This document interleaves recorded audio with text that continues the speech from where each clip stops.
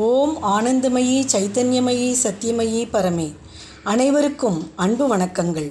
இன்றைக்கி உத்தம சரித்திரத்தில் 9-10 அத்தியாயங்கள் பார்ப்போம். தேவி சரித்திரங்களை சொல்லிட்டு வர ரிஷி மேதஸ் கிட்ட அரசன் சுரதன் இந்த ரக்தபீஜ வதத்தை பற்றி விசித்திரமான சரித்திரம் தேவரீரால் எங்களுக்கு சொல்லப்பட்டது. ரக்தபீஜன் வீழ்த்தப்பட்ட பின் அதிகமாய் கோபம் கொண்டு சும்பனும் நிசும்பனும் என்ன செய்தனர்னு மேலும் கேட்க விரும்புகிறேன் அப்படின்னு சொல்கிறான். மகரிஷியும் மேற்கொண்டு சொல்கிறார். ரக்தபீஜன் கொல்லப்பட்டு மற்றவர்களும் வதைக்கப்பட்ட பின் சும்ப நிசும்பர்கள் ரொம்பவே கோபம் கொண்டனர். அவர்களோட பெருத்த சைன்யமும் அழிஞ்சு போனதை பார்த்து கோபாவேசத்துடன் நிசும்பன் முக்கியமான அசுர சேனைகளுடன் முனைந்து சென்றான். அவனுக்கு முன்னும் பின்னும் பக்கங்களிலும் அசுரர்கள் கோபத்தால் உதடுகளை கடிச்சுண்டு தேவியை கொல்லச் சென்றனர்.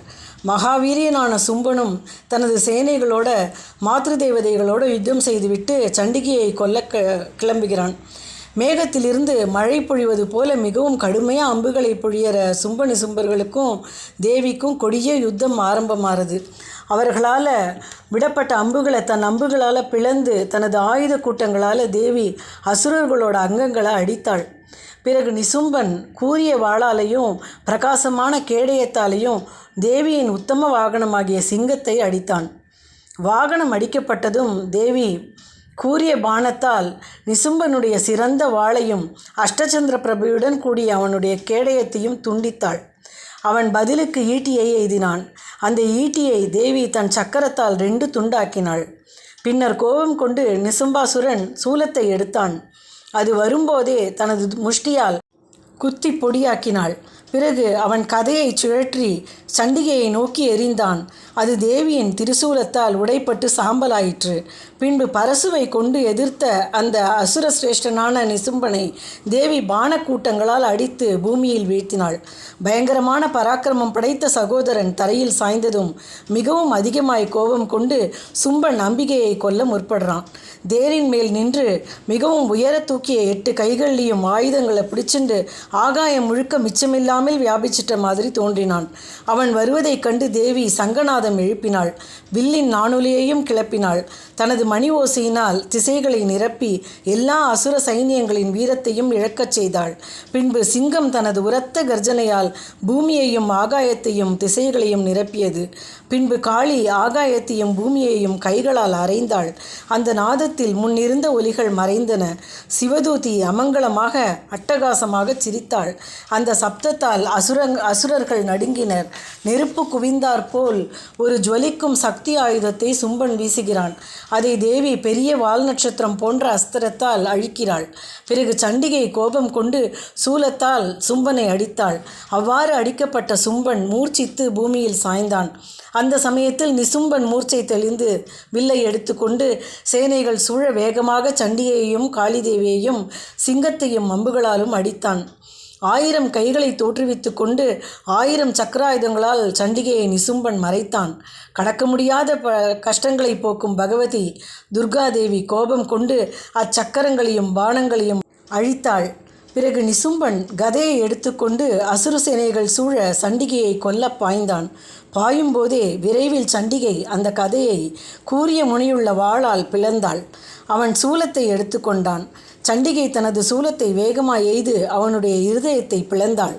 சூலத்தால் பிளக்கப்பட்ட அவனுடைய இருதயத்திலிருந்து மகாபலமும் வீரியமும் உள்ள மற்றொரு புருஷன் நில் என்று சொல்லிக்கொண்டு வெளியில் வந்தான். அப்போது தேவியானவள் அவ்வாறு வெளிவந்தவனுடைய தலையை கத்தியினால் வெட்டினாள். அதனால் அவன் பூமியில் விழுந்தான். பின்னர் சிங்கமும் பற்களால் அவ்வசுரர்களை உக்கிரமாக தின்றது. அதே போல காளியும் சிவதூதியும் மற்றவர்களை தின்றனர். கௌமாரியின் சக்தி ஆயுதத்தால் பிளவுண்டு பெரிய அசுரர்கள் நாசமானார்கள். பிரம்மாணி மந்திர ஜலத்தால் சிலர் மாண்டனர். மாகேஸ்வரி திரிசூலத்தால் சிலர் பிளவுண்டனர். வாராகி நாசிமுனையால் பூமியில் தள்ளப்பட்டு பொடியானார்கள் சிலர். வைஷ்ணவி சக்கரத்தால் சில தானவர்கள் துண்டு துண்டானர். ஐந்திரியின் வஜ்ராயுதத்தால் சிலர் வெட்டப்பட்டனர். சில அசுரர்கள் பயத்திலேயே மாண்டனர். சிலர் காணாமல் போயினர். பிறர் காளியாலும் சிவதூதியாலும் சிங்கத்தாலும் உட்கொள்ளப்பட்டனர். இதோடு நிசும்பவதம் அடங்கிய 9ஆம் அத்தியாயம் முடிந்தது. அடுத்ததாக 10வது அத்தியாயம் பார்ப்போம். தன்னோட பிராணனுக்கு நிகரான சகோதரன் கொல்லப்பட்டதையும் சைன்யம் அழிந்ததையும் கண்டு கோபமுற்ற சும்பன் தேவியை பார்த்து சொல்கிறான், பலத்தினால் கொழுப்பு பிடித்து மதிகெட்ட துர்க்கையே, உன் கர்வத்தை என்னிடம் கொண்டு வராதே, பிறருடைய பலத்தை கொண்டே நீ யுத்தம் செய்கின்றாய்ன்னு. அதுக்கு தேவி பதில் சொல்கிறா, இங்கு உலகில் உள்ளவள் நான் ஒருத்திதான், என்னை தவிர இரண்டாவதாக என்ன உள்ளது இந்த உலகத்தில்? புத்தி கெட்டவனே, எனது அம்சமான இவர்களெல்லாம் என்னிடமே புகுவதை பார் அப்படின்னு சொன்னதும் பிரம்மாணி முதலிய தேவிகளெல்லாம் அந்த கௌசிகி தேவியின் உடலில் புகுந்தனர். அம்பிகை ஒருத்தி மட்டும்தான் இருந்தாள். மேலும் தேவி சொல்கிறா, என்னுடைய ஐஸ்வர்ய சக்தியினால் தோற்றுவித்த பல வடிவங்கள் எல்லாம் என்னால் மீண்டும் கவரப்பட்டன. ஒருத்தியாக நிற்கிறேன், யுத்தத்தில் நிலை குலையாமல் நிலைத்திரு. பின்னர் எல்லா தேவர்களும் அசுரர்களும் பார்த்து கொண்டிருக்க சும்பனுக்கும் தேவிக்கும் யுத்தம் தொடங்கிற்று. மிகவும் கூரிய முனையுள்ள சரவர்ஷங்கள், பயங்கர சஸ்திரங்கள் மற்றும் கொடூரமான அஸ்திரங்கள் கொண்டு சர்வலோகங்களும் கண்டு அஞ்சும்படி இருவருக்கும் போர் மூண்டது. அம்பிகை நூற்றுக்கணக்கில் விட்ட திவ்யாஸ்திரங்களை அசுரராஜனும் அஸ்திரங்களால் வெட்டினான். அசுரன் விடுத்த திவ்யாஸ்திரங்களை பரமேஸ்வரி உக்கிரமான ஹூங்காரம், உச்சாரணம் முதலியவற்றால் விளையாட்டாக அழித்தாள். பின்னர் அசுரன் நூற்றுக்கணக்கான பானங்களால் தேவியை மறைத்தான். தேவியும் கோபித்து அவனுடைய வில்லை அம்புகளால் ஒடித்தாள். வில்லால் அடிக்கப்பட்டதும் அசுரராஜன் சக்தி ஆயுதத்தை எடுத்தான். அதை தன் கையில் இருந்த சக்கரத்தினால் வெட்டினாள். பின்பு அசுரராஜன் வாளையும் பிரகாசம் பொருந்திய சதச்சந்திரம் எனும் கேடயத்தையும் எடுத்துக்கொண்டு தேவியின் மீது பாய்ந்தான். அவன் பாயும் போதே விரைவில் சண்டிகை அவன் வாளையும் கேடயத்தையும் தனது வில்லினின்று பானங்களால் அழித்தாள். சாரதியுடன் கூடிய குதிரைகள் பூட்டிய ரதத்தில் ஏற அவன் முயன்ற பொழுது குதிரையும் கொல்லப்பட்டு சாரதியும் இன்றி வில்லும் இல்லாதவன் ஆனான். பிறகு தேவியை மாய்ப்பதற்காக கோரமான கதாயுதத்தை எடுத்தான். சண்டிகா தேவி தன்னை எதிர்த்து வரும் அந்த ஆயுதத்தை தனது கூரிய சரங்களால் முறித்தாள். தொடர்ந்து விரைவாக முஷ்டியை உயர்த்தி கொண்டு பாய்ந்து சும்பன் தேவியின் மார்பில் முஷ்டியால் குத்தினான். தேவியும் அவன் மார்பில் உள்ளங்கையால் அறைந்தாள். அவள் கரங்களால் பலமாக அடி வாங்கியதால் தரையில் விழுந்தான். உடனேயே வெகு விரைவாக அசுரராஜன் மீண்டும் முன்போல எழுந்து தேவியின் மீது பாய்ந்து அவளை பிடித்து கொண்டு விரைவாக வானத்தை அடைந்தான். அங்கும் எவ்வித ஆதாரமும் இன்றி சண்டிகாதேவி ஆகாய வெளியில் அவனுடன் போர் புரிந்தாள். சண்டிகையும் அசுரனும் ஆகாய வெளியில் சித்தர்களும் முனிவர்களும் அதிசயிக்கும்படி முஷ்டியுத்தம் செய்தனர். அம்பிகை அச்சும்பனோடு நீண்ட நேரம் மல்யுத்தம் செய்துவிட்டு இறுதியில் அவனை தூக்கி பிடித்து பந்து போல் சுழற்றி தரையின் மீது வீசினாள். எரியப்பட்ட அந்த துஷ்டாத்மா பூமியை அடைந்தான். பிறகு முஷ்டியை உயர்த்தி கொண்டு சண்டிகையை கொல்ல விரும்பி வேகமாக பாய்ந்தான்.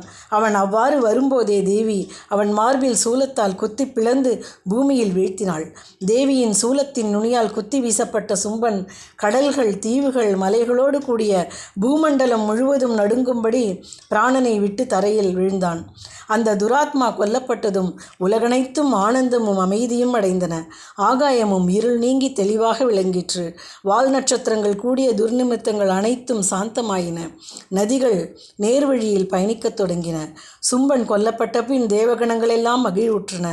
கந்தர்வர்கள் இனிமையாக பாடினர். சில தேவர்கள் இசைக்கருவிகளை வாசித்தனர். ஸ்திரீகள் கூட்டமாக நடனமாடினர். தூய்மையாக வீசும் காற்றுடன் பரிதியும் நல்ல ஒளியுடன் பிரகாசித்தான். இதோடு உத்தம சரித்திரத்தில் 10வது அத்தியாயம் முடிஞ்சது. ஸ்ரீமதி ரம்யா ஹரிபிரசாத் அவர்களின் இனிமையான பஜனோட இந்த பதிவை முடிக்கிறேன். மேலும் நாளை பார்ப்போம். அன்னை பராசக்தியே துணை. दुर्गाम्बा भवानी जय जय, दुर्गाम्बा भवानी जय जय, दुर्गाम्बा भवानी। संकटहरिणी मंगलकरिणी, संकटहरिणी मंगलकरिणी, प्रणवस्वरूपिणी माता जय जय, प्रणवस्वरूपिणी माता जय जय, दुर्गाम्बा भवानी जय जय, दुर्गाम्बा भवानी। दुर्गाम्बा